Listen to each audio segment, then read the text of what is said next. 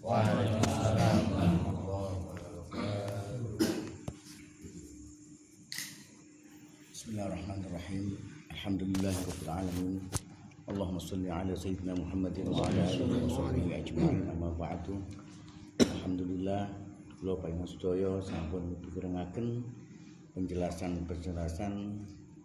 saking Ustaz Mustaqim kali Syarah Hikam. Sakmangke kula mencoba menjelaskan malih dari makalah 81 sampai 85. Mugi-mugi napa sing kajeng kula sampaiaken iki saged memperjelas keterangan makalah niki menambahkan keyakinan kita kepada Allah Subhanahu wa taala. Bismillahirrahmanirrahim.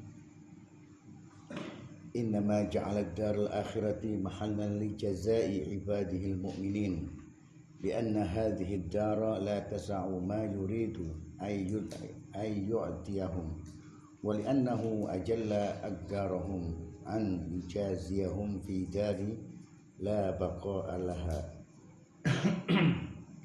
Sesungguhnya Allah menjadikan akhirat untuk tempat pembalasan bagi hamba yang mukmin, sebab dunia ini tidak cukup untuk tempat apa yang akan diberikan kepada mereka. Juga karena Allah sayang akan memberikan balasan pahala mereka di tempat yang tidak kekal.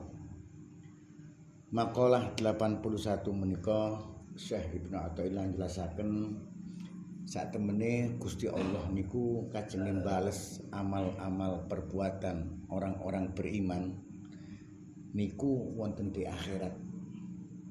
Jadi Gusti Allah niku kepingin balas amal-amal perbuatan orang-orang yang beriman niku benjing wonten di akhirat. Napa kok wonten di dunya kok wonten dibalas? Kanten dunya niki istilah mboten pantes terus Gusti Allah. Gak pantes aku balas hamba-hambaku sing iman iki tak persono ngendu. Tak cukup.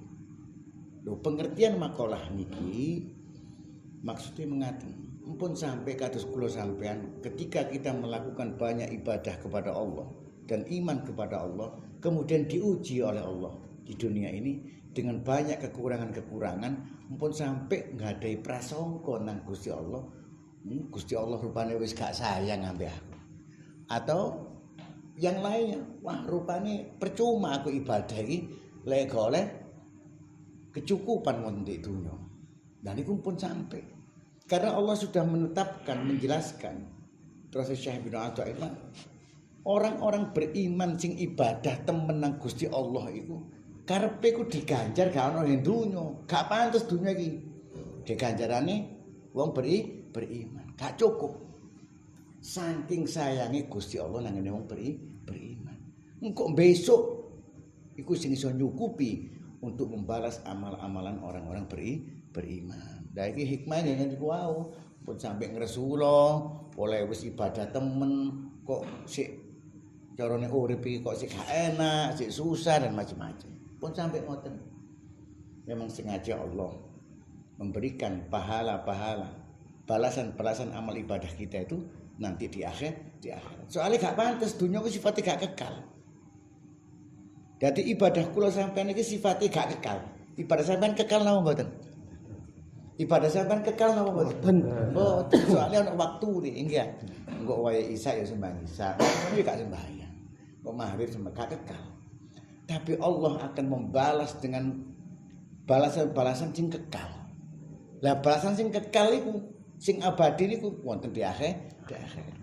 Jadi sangat Allah itu menghargai dan sayang sekali kepada hamba-hambanya yang beriman.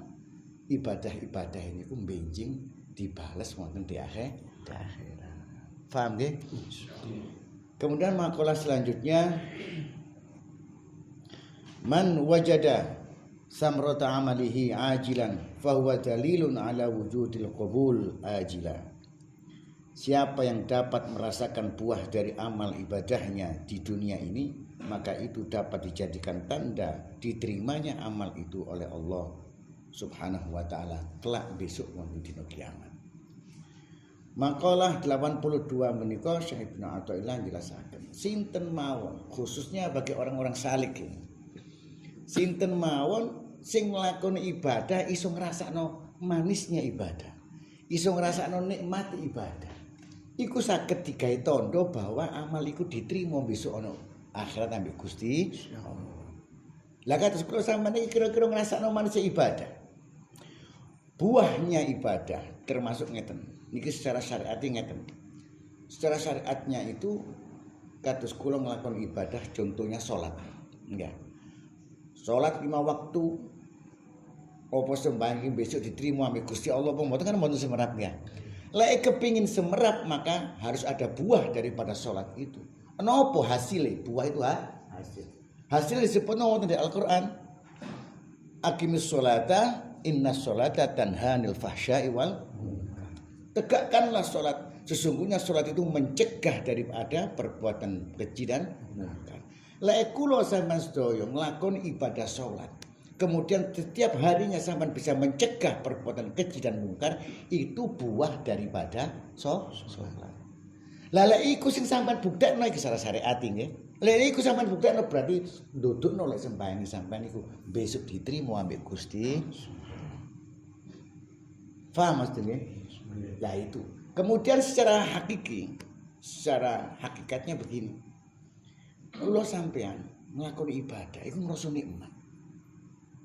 Ngrasa seneng ati karena bersama Allah. Bahkan sampean gak beribadah malah gelisah. Nate kados ngoten nggih. Lah niku menunjukkan bahwa amal ibadah kula sampean ini bisa disaged buat tanda besok bakal diterima ambek Gusti. Ana wong nglakoni ibadah jangan dilihat dari salat saja. Ana wong ibadah mungkin sedekah. Iki sing biasa berat ujiane. Sedekah ambek wong saken rek wong tak sedekah. Nah, ternyata setelah kita merasakan sedekah itu ngerasa senang. Senang bukan karena bangga, bukan karena ingin dipuji orang, riak tidak. Tapi hanya senang boleh bantu wong. Tapi ternyata tidak lama kemudian orang yang kita bantu ku nglakoni perbuatan sing megelno ati dhewe. Ngoten lho nggih. Wong ki wis tak bantu bahasa kados ngoten. Kok malah megelno ati. Dia tidak merasakan nikmatnya bersedekah karena disakiti tadi. Itu kebanyakan mereka itu gak sponsor saged dibuat tanda-tanda bahwa amalnya itu diterima nanti di hadapan Allah Subhanahu wa taala. Lah lek wong sing sedekah iku memang bener-bener nikmat dia memberikan pada seorang menolong membantu seorang ini nikmat masih disakiti dia gak loro ati. Paham maksudnya? Nah, iku termasuk tondo-tondo lek amal sedekah diterima ambek Gusti Allah. Kemudian makalah selanjutnya idza aradta an ta'rifa qadraka indahu fandur fima dza yuqimuk. Jika kamu ingin mengetahui kedudukanmu di sisi Allah, maka perhatikan di dalam bagian apa Allah menempatkanmu. Makalah 83 menika Syekh Ibnu Athaillah jelasaken. Lek kula sampean kepingin kedudukanku di hadapan Allah kaya apa ngoten nggih. Lah ya napa kula sampean iki dalam ketetapan ini seneng maksiat apa seneng taat? Seneng nglakoni apik apa seneng nglakoni elek? Lek seneng nglakoni apik berarti taat, itulah kedudukan kita di hadapan Allah Subhanahu wa taala. Tapi lek seneng nglakoni elek, berarti kedudukan kita di hadapan Allah ya seperti itu. Berarti itu secara lahiriahnya. Dadose kaya kula sampean iki harus selalu mengintrospeksi diri, harus menyadari terus. Lek kate nglakoni elek, mbok ilingo ya Allah. Mosok kedudukanku iki dikekne ambek Gusti Allah. Cek wedi titik lah ati. Sehingga gak sampe nglakoni maksiat. Ketika kita taat, mudah-mudahan aku didudukkan oleh Allah dalam kedudukan yang taat. Nah, iki secara lahire ngoten lho. Lek secara batine kados ngeten. Ati. Ati ini yang menentukan segala macam perbuatan, yang apapun yang kita dahulukan. Apa sing diutamakno iku ana ngene ati. Apa sing didhisikno iku panggonane ati. Lek Gusti Allah kita tempatkan dalam hati, pasti kita dahulukan Allah. Misalkan niki nun sewu contoh mlaku nemu barang. Wis ero barang iku duduk barang. Wis ero iku barang-barange wong lugur. Lek atiku dhisikno Gusti Allah, gak kira njukuk barang iku. Paham maksudnya? Gak kira njukuk barang iku. Atau contoh yang lain. Ketika kita bekerja, nyambut ono panggilan azan. Ayo sembahyang hayya 'alas shalah, hayya 'alas shalah. Lho lek ati ki mang ono ngene Gusti Allah, menempati keyakinan ini dalam hati, maka pasti sembayangnya didhisik. Lek sampean kepingin weruh, ya apa sih kedudukanku di hadapan Allah iki, Mas? Ya iku mang. Sampeyan kira-kira ngono wong ngejak api kemang ati iki mang dhisikno napa mboten?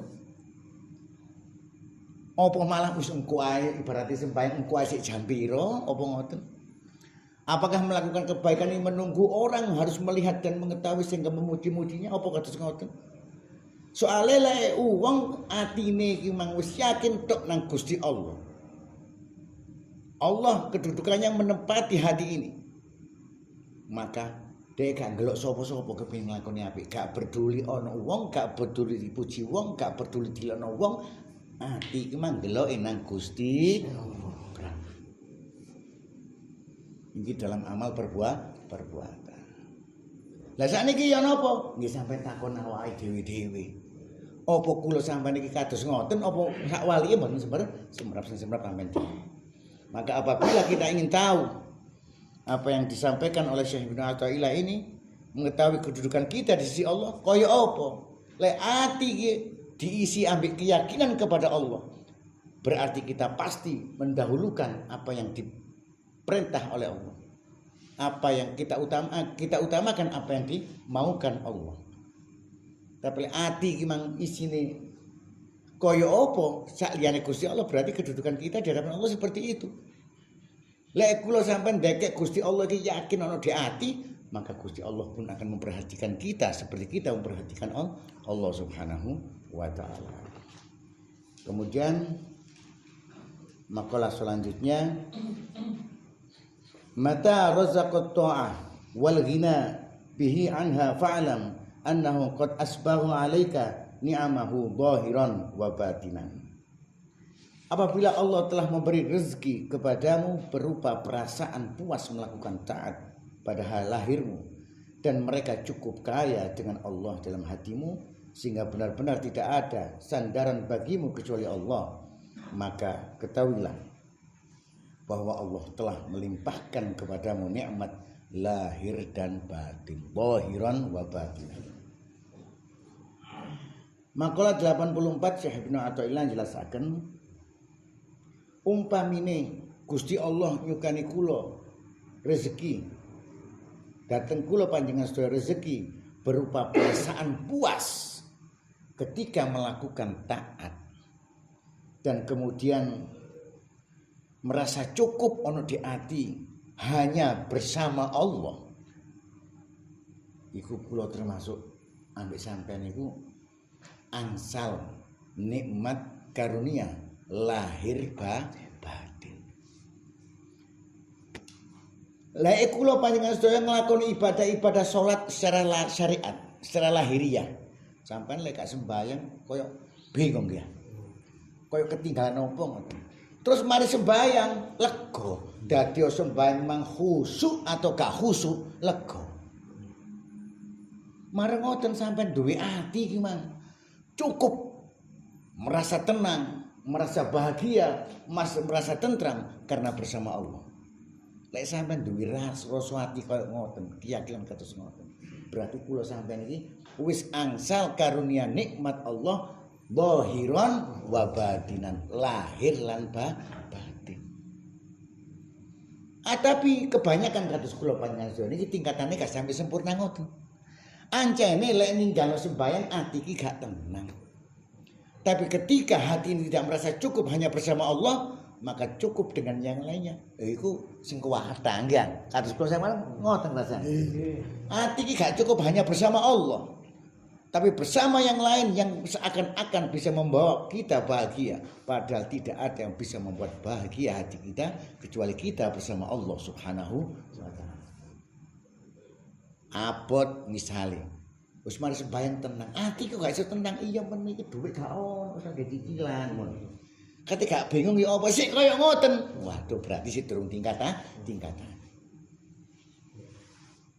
Tetap harus dipikir cicilan harus wajib nyicil. Tapi hati dia menyerahkan diri kepada Allah bahwa dengan bersama Allah semua akan terselesaikan. Kayak ngeten. Misalnya kula sampean iki yakin kepada seseorang sing seseorang iki duwike berlimpah, kekayaannya berlimpah luar biasa. Ngurus apa-apa saged ngurusi dengan mudah. Dia punya kekuatan, punya kekuasaan. Lho sampean niku kumpul ambek wong iku terus bendina. Kira-kira tenang apa gak? Tenang apa mboten? Nah, sekarang hati kita harus meyakini bahwa Allah Subhanahu wa ta'ala yang mengatur semuanya, Rabbul Alamin, penguasa alam semesta, sing kei rezeki, sing nolong, sing nglametno, sing warasno, semuanya Allah. Lho topo ati sik durung iso tenang? Soale durung ya. Seharusnya sampean yakin. Seharusnya sampean niku yakin kaya dene kumpul ambek wong sing sugih niku wae. Sedangkan Allah Al-Ghaniyyu Maha Kaya, dudu sugih tok, Maha Kaya, kono sing iso ngalahno kekayaan. Al-Qawiyyu yang Maha Kuat. Kekuatane kono sing iso ngalahno kabeh kalah ambek Gusti Allah. Iya kan? Lho nopo kaya kula sampeyan iku masih gak tenang hati kita bersama Allah. Karena hati kita masih belum yakin kepada Allah dan hati kita masih banyak coretan-coretan dalam hati selain Allah Subhanahu wa ta'ala. Kemudian makalah selanjutnya al-huznu ala fuqdani ta'ah khairu man tatlubu minhu ma huwa talibuhu minka. Sebaik-baik yang harus engkau minta dari Allah ialah apa-apa yang Allah menyuruh kamu. Makalah 85 inggih menika Syekh Ibnu Athaillah jelasaken. Saapi-api kula sampeyan njaluk nang Gusti Allah iku apa-apa sing diperintahno ambek Gusti Allah. Kebanyakan kados kula sampeyan kan boten. Sing dijaluk nggih sewu sugih ya. Rezekine gangsar, uripe cek enak. Kan ngoten-ngoten sih. Padahal itu bukan diperintah Allah. Apa yang diperintah Allah? Yang diperintah Allah adalah agar supaya kita menyembah kepadanya. Jalu sampean ya Allah, kula niki sampean tetep dadi wong sing ahli ibadah nyembah dhateng sampean ya Allah. Sampean jauhkan kula dari kesyirikan ya Allah. Iku seharusnya sampean jaluk. Sebaik-baik apa yang kita minta, apa-apa yang telah diperintahkan Allah kepada kita. Gak ngoten nah. Lah kula sampean kan jaluk kan mboten ngoten ya. Terus terang mawon Ustaz. Iya, macam-macam. Gak tahu jaluk sing diperintahno gak tahu. Kula yakin gak tahu kula sampean iki njaluk sing diperintahno Gusti Allah. Tahu ah? Ojo menyaran gak tahu. Saya kepingin sampean nate napa mboten? Ya Allah, misalkan sampean berdoa ya Allah. Sampean tetapkan kula saged nglampahi sembahyang menyembah kepadamu dengan istiqomah. Jogo temen sembahyang dengan khusyuk dan khudunya. Nate kados ngoten. Nate napa mboten? Ngono jare arang-arang berarti goros. Padahal yang kita minta bukan itu, bukan yang diperintah Allah. Allah memerintahkan kita supaya kita ahli berzikir, ahli memuji Allah, ahli mengagungkan Allah, ahli bersujud kepada Allah. Itu yang diperintahkan oleh Allah. Maka mintalah apa yang diperintahkan Allah. Sungguh permintaan itu yang terbaik dan lebih baik. Saya kira itu makalah demi makalah dari 81 sampai 85. Mudah-mudahan apa yang kami sampaikan, yang kami terangkan, yang dibaca oleh Ustaz Mustaqim sageta bermanfaat kangge kula panjenengan sedaya. Saya akhiri, assalamualaikum warahmatullahi wabarakatuh.